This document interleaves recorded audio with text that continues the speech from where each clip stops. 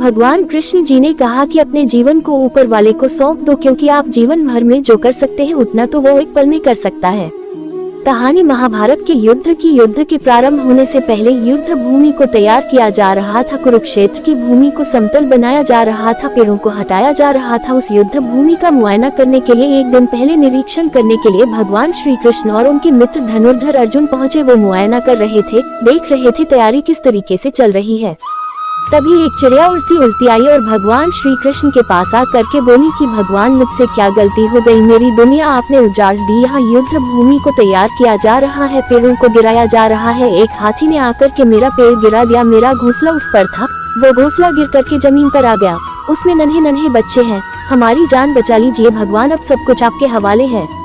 भगवान श्री कृष्ण ने कहा कि मैं इसमें क्या कर सकता हूँ, मैं तुम्हारी मदद नहीं कर सकता, ये तो नियति का पहिया है, समय का पहिया घूमता चला जाता है, इसमें मैं क्या कर सकता हूँ बताओ। वो चिड़िया रुआसी होकर के बोली कि भगवान, मुझे बस एक इजाजत दे दीजिए। भगवान ने कहा कि बोलो क्या पूछना है, क्या इजाजत चाहिए। तो उस चिड़िया ने कहा कि भगवान, मैं आप पर विश्वास तो कर सकती हूँ ना। भगवान ने हाँ भरी।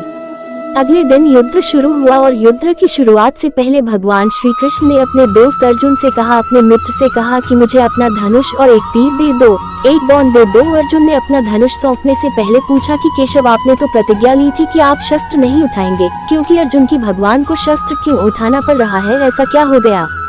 तो भगवान श्री कृष्ण ने कहा कि उस सामने हाथी देख रहे हो, उस हाथी ने उस चिड़िया का घोंसला गिराया, उस पेड़ को नष्ट कर दिया जिस पर उस चिड़िया का घोंसला था, मुझे कुछ तो करना पड़ेगा। अर्जुन समझ गया भगवान श्री कृष्ण ने वो धनुष लिया है। एक तीर छोड़ा, लेकिन ये क्या, वो तीर जा करके हाथी को लगा ही नहीं, उसके गले में घंटी लटकी थी उस पर जा करके लगा और वो घंटी नीचे जमीन पर गिर गई। अर्जुन हंसने लगा और कहने लगा कि माधव, आपसे नहीं हो पाया, मुझे मौका दीजिए, 1 मिनट में उस हाथी को नष्ट कर दूंगा, खत्म कर दूंगा।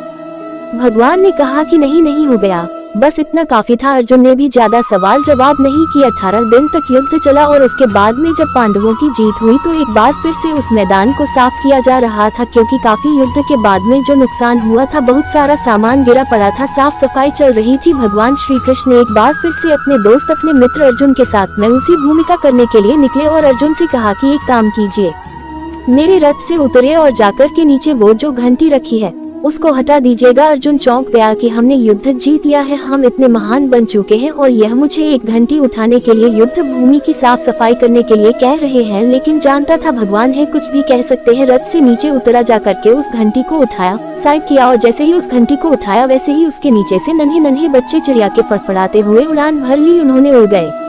अर्जुन की आंखें नम हो गई। उस घंटी के नीचे था वो घोंसला उस चिड़िया का जो मदद मांगने आई थी। 18 दिन के युद्ध में वो चिड़िया और उसके बच्चे सुरक्षित रहे, क्योंकि घंटी वहां पर उनका सुरक्षा कवच बनकर आ चुकी थी। चिड़िया ने शुरुआत में सिर्फ ये कहा था कि क्या भगवान, मैं आप पर विश्वास तो कर सकती हूँ ना, और भगवान ने हाँ भरी थी।